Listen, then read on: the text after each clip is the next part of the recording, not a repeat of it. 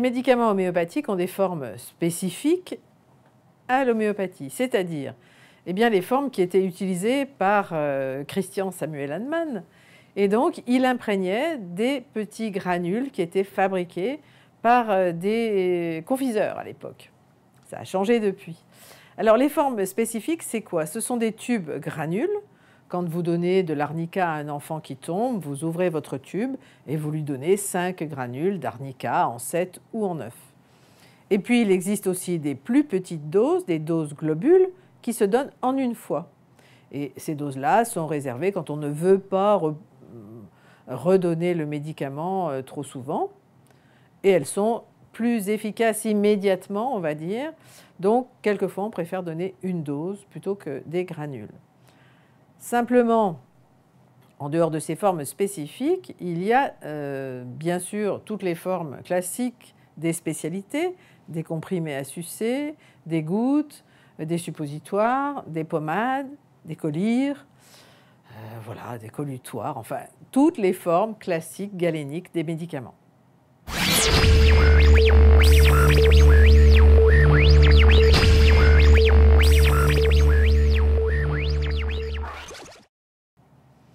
Souvent, vous voyez, quand vous donnez par exemple les fameuses granules d'arnica à votre enfant qui tombe, arnica 7CH. Qu'est-ce que ça veut dire, ça? Eh bien, c'est simplement la dénomination des dilutions.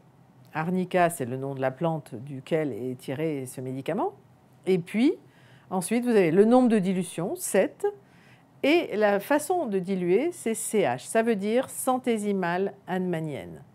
C'est-à-dire que selon la méthode de Hahnemann, on a dilué au centième 7 fois la souche de départ, qui est la teinture mère, bien sûr avec les étapes connues de la préparation, qui sont des dynamisations entre chaque dilution.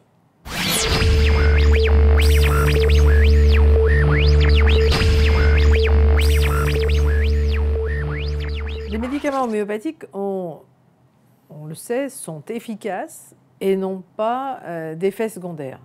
Donc, ça va permettre de donner ces médicaments à beaucoup de personnes. À qui on va penser en premier? Bien sûr aux enfants et avant même aux femmes enceintes. Parce que c'est très difficile de trouver des médicaments classiques qu'on puisse donner à une femme enceinte. Donc, bien sûr, les personnes à qui on va penser, ce sont les femmes enceintes, les enfants, les petits, même les nourrissons, les enfants, mais aussi les personnes âgées qui sont polymédiquées, qui ont déjà plusieurs médecins et plusieurs traitements. Donc, on va leur donner des médicaments homéopathiques qui n'interféreront pas avec les autres médicaments. Et puis, il y a les sportifs qui ne veulent pas de dopage. Et puis, il y a tous les patients qui sont en traitement lourd pour des maladies graves. Et ceux-là, eh bien, on va pouvoir les faire bénéficier d'un accompagnement avec des médicaments homéopathiques qui va leur permettre de mieux supporter le traitement classique. Bien sûr, pas de le remplacer, mais de mieux le supporter et de pouvoir ainsi le continuer. Parce que quelquefois, ils abandonnent tellement ils ont des effets secondaires. Donc ça, c'est une chose très importante aussi.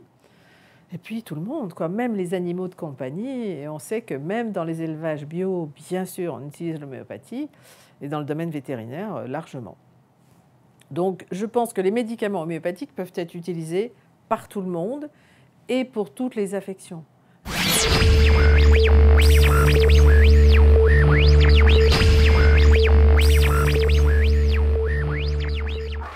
Les limites, bien sûr, il y en a. Les limites, c'est simplement lorsque l'on a besoin des autres médicaments de façon formelle. Par exemple, on a une grosse infection, on va utiliser des antibiotiques, c'est bien entendu. Et puis une autre limite, c'est la chirurgie, évidemment.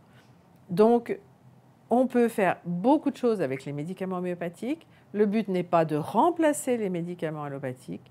Le but, c'est d'avoir des médicaments de première intention qui permettent d'utiliser les autres médicaments puissants, certes, mais avec des contre-indications ou des effets secondaires, qui permettent de les utiliser à bon escient quand on en a vraiment besoin, et du coup, ils agiront d'autant mieux.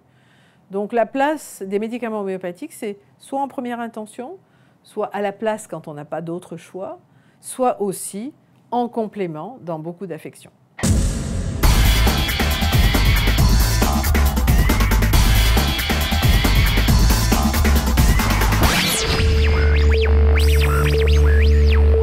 Votre pharmacien connaît les médicaments homéopathiques, demandez-lui conseil.